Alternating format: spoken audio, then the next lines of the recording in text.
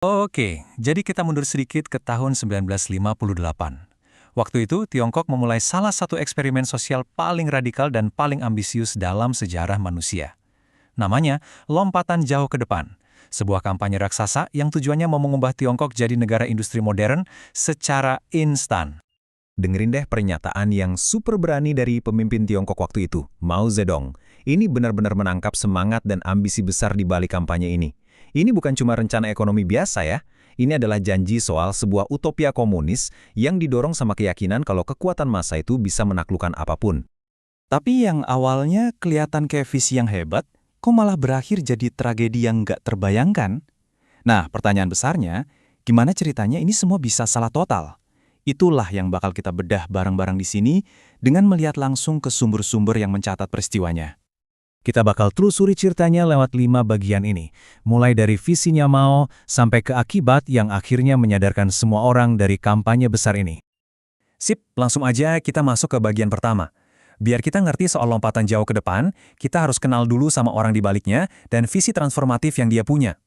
Jadi intinya gini, lompatan jauh ke depan itu upaya buat industrialisasi paksa dengan kecepatan yang belum pernah ada sebelumnya. Tujuannya tuh mau motong kompas, lewatin tahap-tahap pembangunan yang normal dan langsung loncat ke kemakmuran sosialis. Kampanye ini tuh benar-benar proyek pribadinya Mao. Dia bukan cuma ngawasin loh, dia itu arsitek utamanya.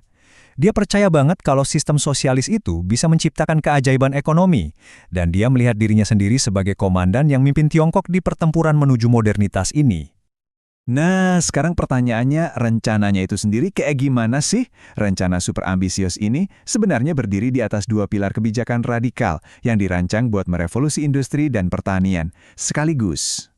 Jadi, di satu sisi, ada gerakan besar-besaran buat produksi baja, dengan jutaan tungku kecil dibangun di seluruh negeri. Di sisi lain, kehidupan di desa-desa dirombak total lewat pembentukan komune rakyat yang masif. Dua hal inilah yang jadi mesin penggerak dari lompatan jauh ke depan. Komune-komune rakyat ini benar-benar ngubah tatanan sosial. Bayangin aja, hak milik pribadi itu dihapus, keluarga-keluarga makan bareng di ruang makan umum, tenaga kerja diatur kayak batalion tentara. Tujuannya, buat menciptakan efisiensi skala besar dan membebaskan tenaga kerja buat proyek-proyek industri. Tapi di antara 2 pilar itu, yang jadi obsesi utamanya ya baja. Logam ini dianggap kayak kunci ajaib gitu. Para pemimpin percaya kalau Tiongkok bisa menghasilkan cukup baja, semua kemajuan ekonomi lainnya bakal ngikutin dengan sendirinya. Baja jadi pusat dari segalanya. Nah, disinilah ceritanya mulai jadi aneh. Rencananya mulai nggak nyambung sama kenyataan. Karena didorong antusiasme dan tekanan politik, target-targetnya jadi makin gak realistis, sampai menciptakan dunia fantasi yang isinya cuma angka-angka yang dilebih-lebihkan. Semuanya berawal dari target ini, 10,7 juta ton. Coba bayangin, produksi baja nasional mau digandain cuma dalam 1 tahun, gila kan? Ini bikin ritme kerja jadi panik di seluruh negeri dan ngasih tekanan besar ke pejabat lokal buat ngelaporin keberhasilan, gak peduli kenyataannya gimana. Dan nggak berhenti di situ, ambisinya makin menjadi-jadi. Karena laporan-laporan awal yang terlalu optimis, Mao malah ngusulin target yang lebih tinggi lagi buat tahun 1959, 30 juta ton. Di titik ini, angka-angka itu udah nggak berdasarkan kapasitas nyata lagi, tapi cuma berdasarkan kemauan dan keyakinan ideologis. Dan fantasi ini nggak cuma soal industri aja, di pertanian juga sama gilanya. Para ilmuwan top, mungkin karena tekanan politik ya, malah ngasih justifikasi teori buat hasil panen yang nggak masuk akal. Pernyataan kayak gini bikin orang-orang percaya kalau surplus gandum besar-besaran bakal segera terjadi. Nah ini nih yang paling jelas nunjukin gap antara kenyataan sama laporan resmi. Para pejabat, karena pengen nyenengin atasan, ngelaporin hasil panen raya yang sebenarnya nggak pernah ada. Delusi ini nantinya bakal membawa konsekuensi yang menghancurkan. Oke, kita lanjut ke bagian keempat. Kita lihat gimana fantasi angka-angka ini langsung berujung jadi bencana nasional. Ketika sebuah negara bertindak berdasarkan data palsu, ya hasilnya adalah malapetaka. Urutan kejadiannya tuh logis, tapi ngeri banget.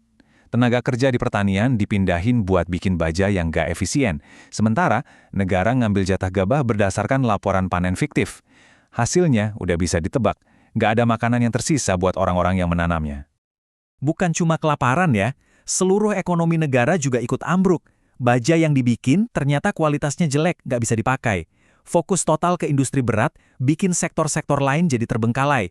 produktivitas anjlok, dan seluruh infrastruktur ekonomi jadi kacau balau. Korban jiwanya luar biasa banyak. Jutaan orang meninggal karena kelaparan dan penyakit. Dan ini bukan bencana alam loh.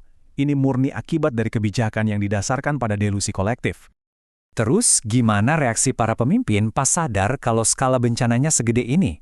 Proses buat nerima kenyataan ini ternyata butuh waktu dan sangat menyakitkan. Awalnya mereka nolak. Mao dan para pemimpin lain coba ngecilin masalahnya, seolah-olah ini cuma masalah sepele dalam sebuah gambaran kesuksesan yang besar. Mereka enggan mengakui kalau perang salib mereka ini udah gagal total. Tapi, pada akhirnya kenyataan nggak bisa diabaikan lagi. Mao sendiri akhirnya terpaksa ngaku kalau angka-angkanya itu bohong. Pengakuan bahwa hasil biji-bijian yang katanya 375 juta ton, itu ternyata cuma 250 juta ton.